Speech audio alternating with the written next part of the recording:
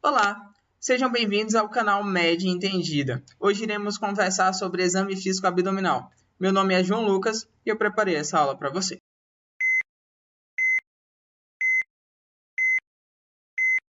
O exame físico abdominal ele é dividido em 4 grandes áreas: a inspeção, a ausculta, a percussão e a palpação. As manobras especiais de fígado e baço são sempre complementares ao exame físico abdominal. E essas manobras especiais, elas sempre têm que ser realizadas ao fim do exame, ok? Sempre é bom ter nesse paciente uma preparação adequada para realizar o exame. Como assim uma preparação adequada? Você tem que estar com um local iluminado, um local onde o paciente possa deitar em decúbito dorsal, com privacidade, sem travesseiro, com os braços estendidos, com uma boa iluminação. Tudo isso tem que ser preparado antes de iniciar um exame abdominal. As relações principais anatômicas do abdômen, elas estão listadas aqui, mas eu queria dar um ênfase no ângulo de Charpy, que é o ângulo formado entre os arcos costais, lá na junção do apêndice xifoide. Esse ângulo de Charpy, ele é extremamente importante em relação ao perfil biofísico da pessoa que você viu lá no exame físico geral. E aqui no abdômen, ele é o marco inicial ali para a cavidade abdominal. Então, não esqueça do ângulo de Charpy, mas todas as relações estão aí listadas para vocês. Nós temos no abdômen, então, 9 regiões.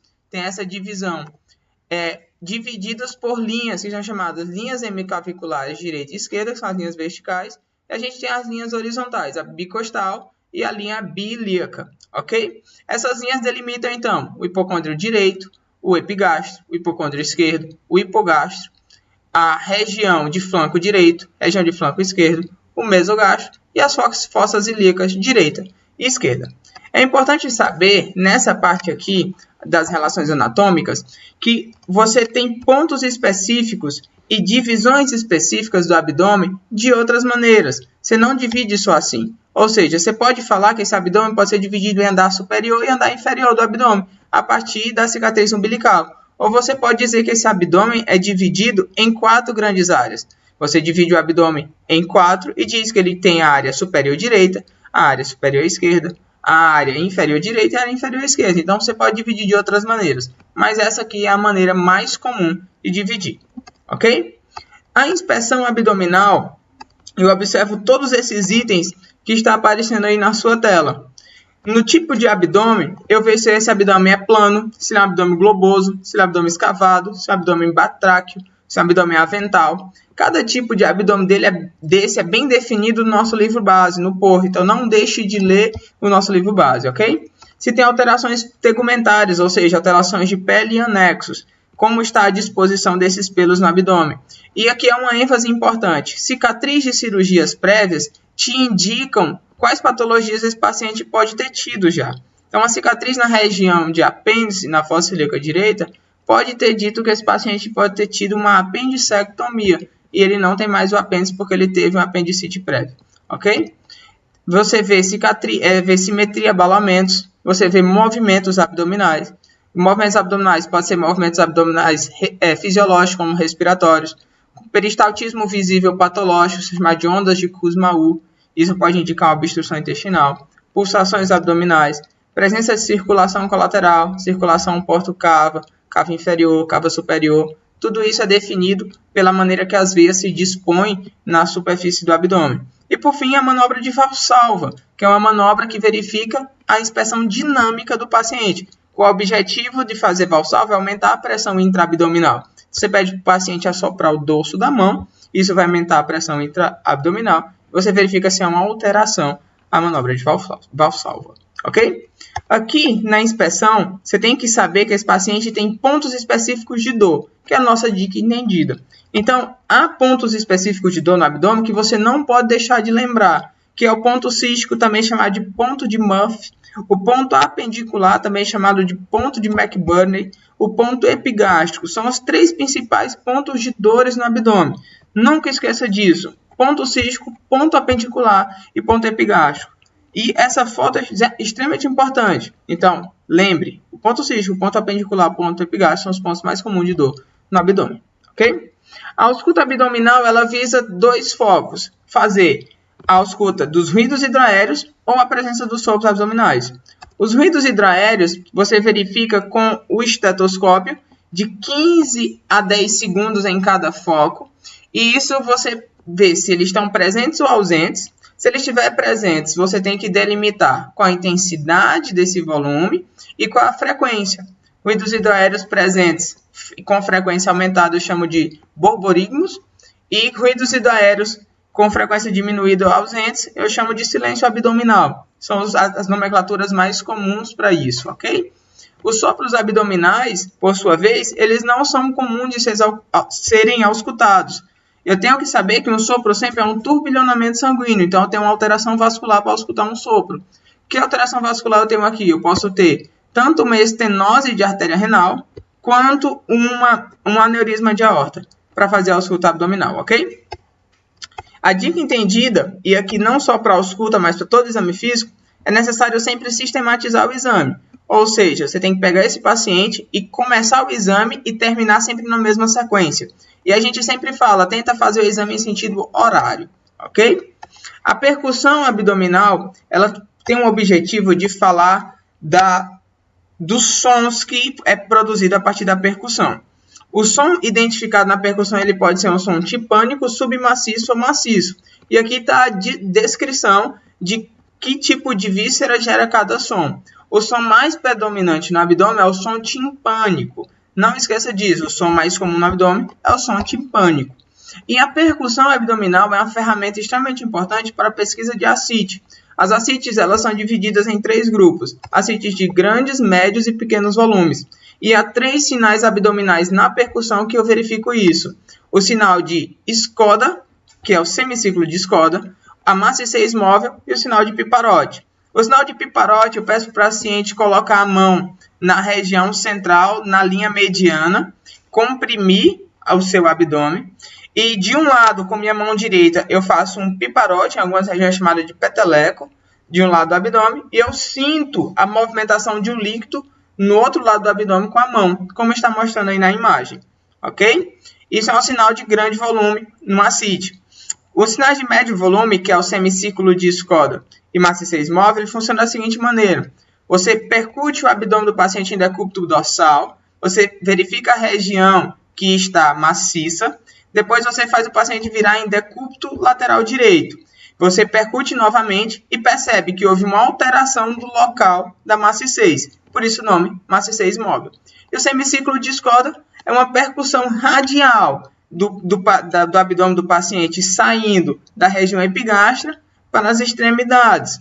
E isso vai formar um ângulo de semilunar chamado semicírculo de Skoda na região que tem líquido. Ok? É importante frisar aqui que ascites de pequeno volume, elas dão diagnóstico por ultrassom, ok? Não esqueça que você sempre tem que iniciar longe da dor e você tem que fazer a percussão rítmica, ou seja, 2 tempos para, 2 tempos para. Toda percussão é rítmica. 2 tempos para, 2 tempos para, 2 tempos para, ok? A palpação abdominal é a parte mais importante do exame.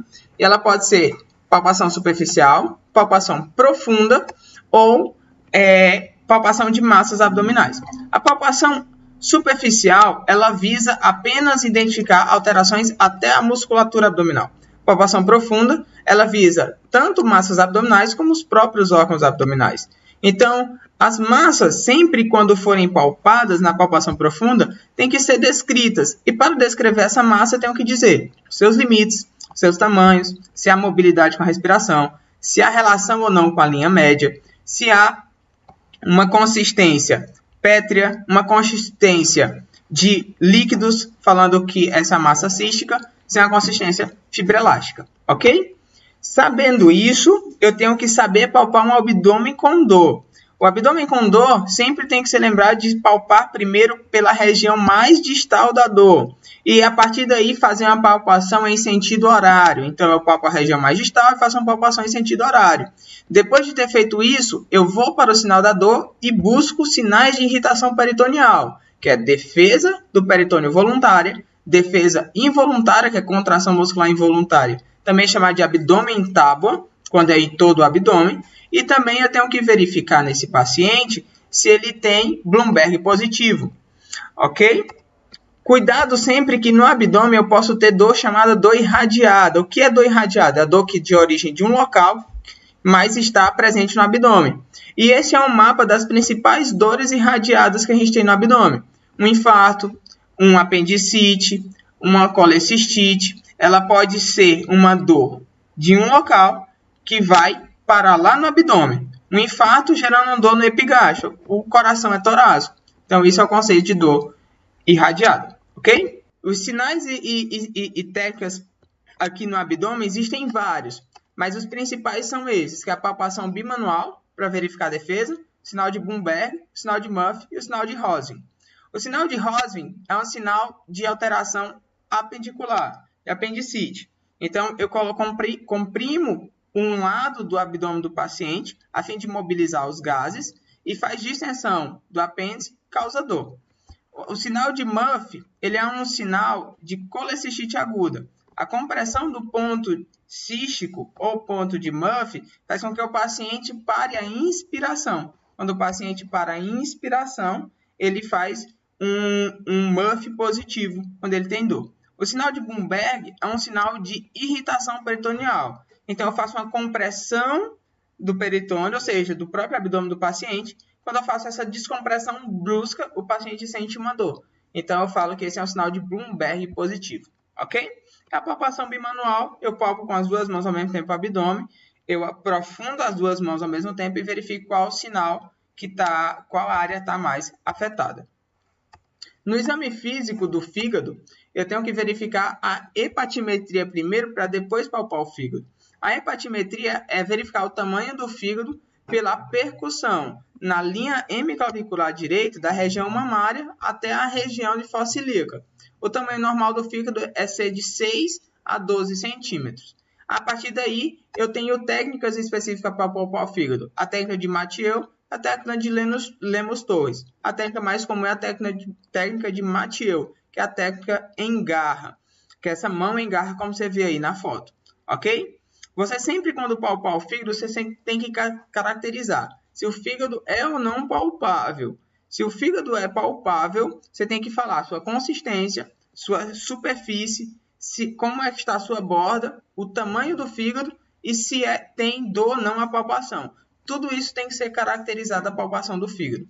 Existem dois sinais importantes no exame do fígado, que é o sinal de Joubert e o sinal de Courvoisier-Terrier. O sinal de Joubert é a percussão timpânica da loja hepática, que indica pneumo peritônio. E o sinal de Courvoisier-Terrier é a palpação indolor da vesícula biliar em um paciente que está ictérico, indicando um tumor periampular, ok?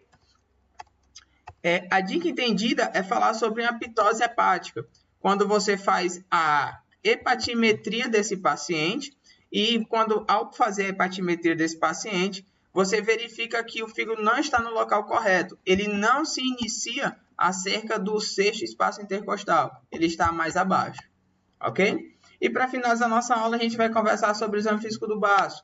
Sempre no exame físico do baço, a primeira coisa que você faz é colocar o paciente em posição de Schuster. Você coloca o paciente em posição de Schuster, como está aí na foto. O paciente deita no decúbito dorsal direito. Esse decúbito dorsal direito com o braço estendido e com a coxa esquerda fletida sobre o quadril.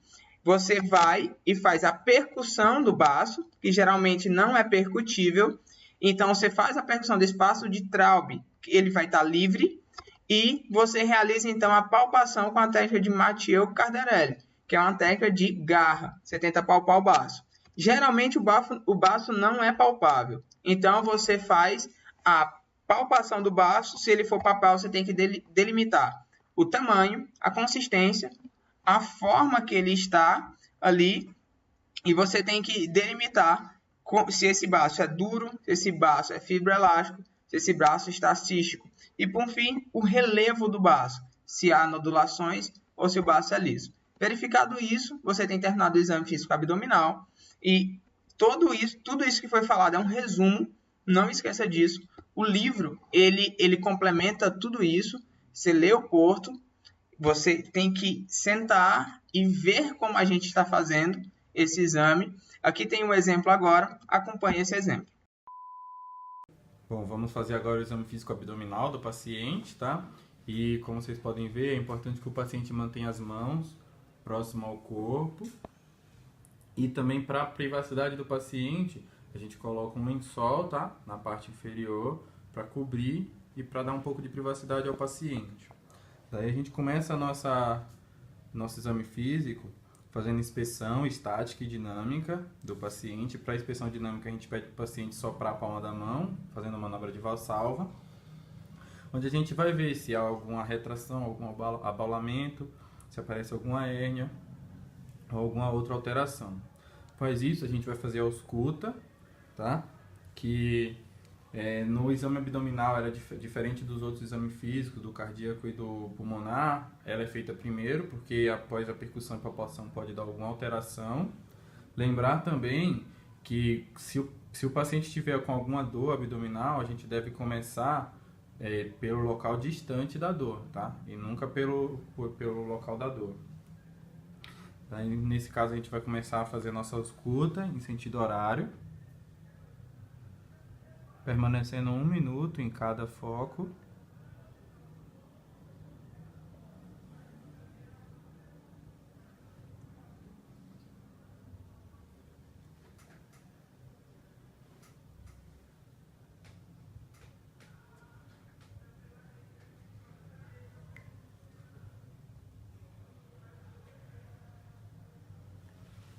Certo? Feita a inspeção, a gente vê se tem ruídos aéreos presentes ou ausentes. E aí agora fazemos a percussão, também em sentido horário e também longe da dor, caso o paciente relate alguma dor.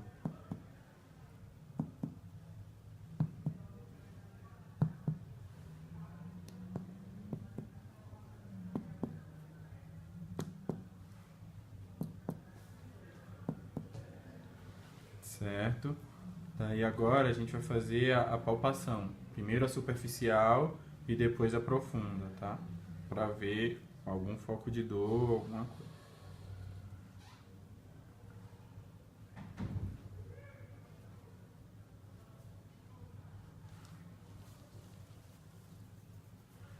Agora vamos fazer a palpação profunda.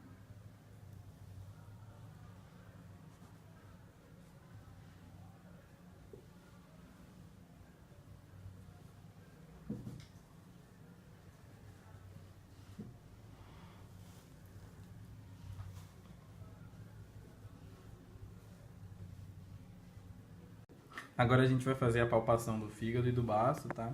E antes a gente vai fazer a hepatimetria, que é para ver o tamanho do fígado dentro do organismo.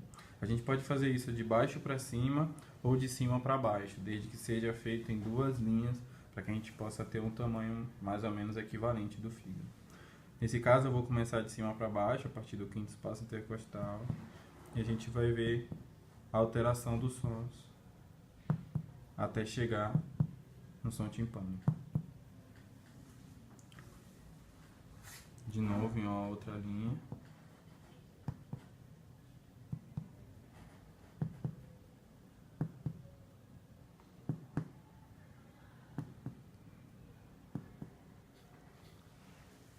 Agora a gente vai fazer a palpação do fígado, tá? Através da manobra de Mathieu. Vou posicionar as minhas mãos aqui, uma sobre a outra. Pedir para o paciente inspirar profundamente, expirar, inspirar novamente. Isso. Agora eu vou fazer a palpação do baço. Pedir ao paciente para ficar na posição de Schuster, em decúbito lateral direito. Com as mãos sobre a cabeça. Ok. Pedir para ele inspirar, expirar, inspirar de novo. Isso. Olá pessoal, vocês viram aí como é feito então o exame físico abdominal. É um exame físico longo, que existem muitas semiotécnicas específicas que vocês têm que darem uma lida no livro base para poder se basearem melhor e ter um foco melhor no exame físico abdominal. Mas também a gente está aqui para ajudar vocês. Então, não deixe de curtir esse vídeo, de comentar, de deixar suas dúvidas aí nos comentários, de nos acompanhar nas redes sociais. Faça aqui um aperto aqui no sininho para se acompanhar nossos próximos vídeos e acompanhe nossa série. Dê uma força, tamo junto, é isso aí, até o próximo vídeo.